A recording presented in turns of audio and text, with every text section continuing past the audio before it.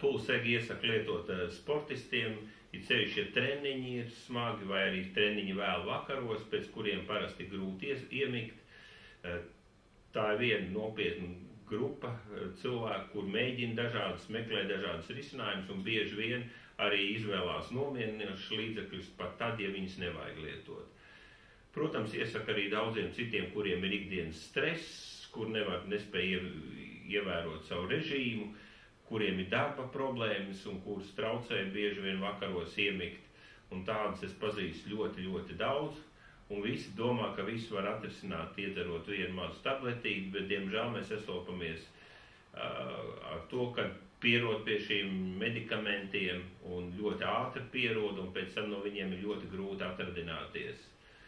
Un šādi cilvēki ļoti, ļoti, ļoti daudz, ja, un visiem es iesaku iesākt ar vienkāršām metodēm, mēģināt relaksēties, pielietot šo pulsegi dabiskā veidā, ja, nevis lietojot kādus nopietnus ķīmiskus produktus.